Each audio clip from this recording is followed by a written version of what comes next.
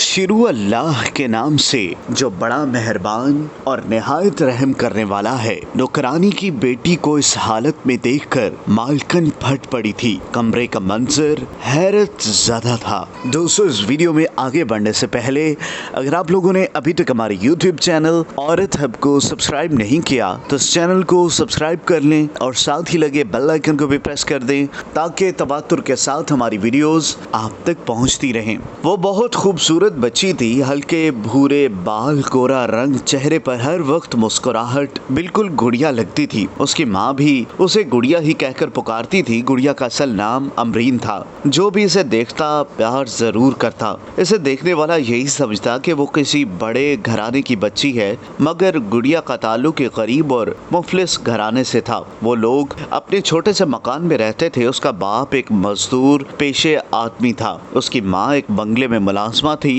गुड़िया की माँ जब काम पर जाने लगती तो गुड़िया को भी अपने साथ ले जाती थी, क्योंकि गुड़िया अकेली रह जाती थी। दोनों गरीब मियाँ बीवी अपनी हसीन बेटी को देखकर जीतते थे, उस पर जान निछावर करते थे। गुड़िया आम बच्चों की निस्बत कम गो और समझदार थी। बहुत से जानने वाले कहते थे कि गुड़िया को तो किसी अमीर घराने में पैदा होना चाहिए था ताकि वो शहजादियों की तरह रह सकती। गुड़िया के माँ बाप को भी इस बात का बहुत एहसास और वो इसलिए अपनी हैसियत से बढ़कर गुड़िया को अच्छे कपड़े पहनाते, उसकी छोटी छोटी ख्वाहिशों को पूरा करते। जिस बंगले में गुड़िया की माँ नजमा खातून काम करने जाती थी वो अमीर घराना था। वहाँ की फिरोजा बेगम भी बहुत अच्छी खातून थी। वो अपने मुलाजमों के साथ नरमी से पेश आती थी। आज तक किसी ने फिरोजा बेगम को मुलाजमों से सख्त लहजे में बात करते नहीं देखा। वो नहीं चाहती थी कि उनके तल्ख रवैये से मुलाजमीन की दिल शिकनी हो। फिरोजा बेगम की एक ही बेटी थी किरण, लेकिन शक्लो सूरत में आम सी थी। गुड़िया और किरण में खूब दोस्ती हो गई। फिरोजा बेगम दोनों को खेलते हुए देखकर अक्सर कहती थी,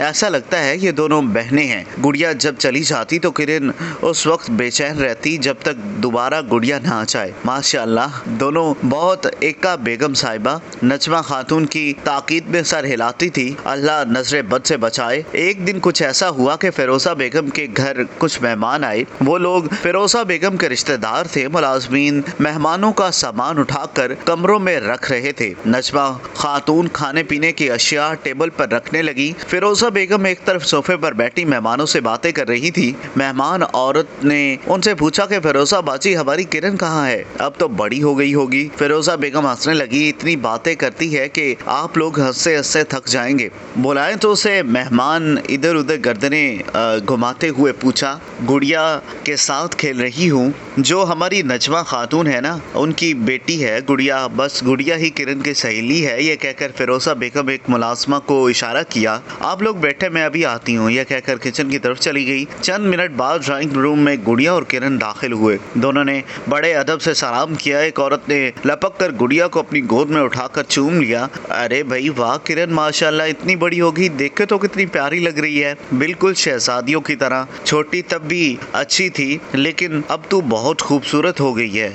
अल्लाह, देखो तो बाल कितने प्यारे हैं ना, चेहरे पर कितनी कशिश है। मेहमान तारीफ करते रहे। गुड़िया की समझ में नहीं आ रहा था वो इसे किरण क्यों कह रहे हैं। वो किरण तो नहीं तो गुड़िया है, किरण तो वो है जो खामोश एक तरफ खड़ी है। इतने में फिरोजा बेगम मुस्कुराती और ड्राइंग रूम में दाखिल हुई।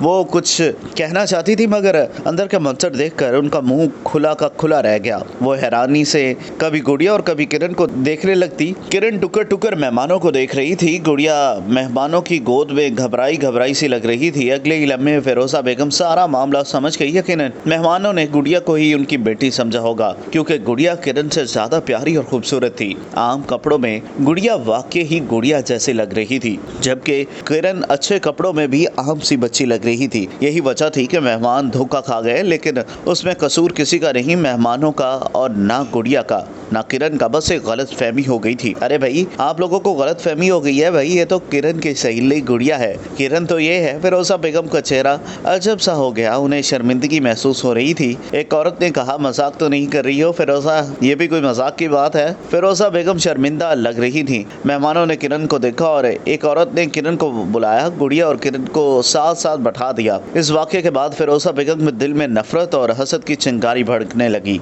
बहन जी, अब मैं चलूं, वो आपके कपड़े भी इस्त्री करके रख देने हैं। हाँ ठीक है। रोजा बेगम रिसाले पर से नजर उठाकर देखा।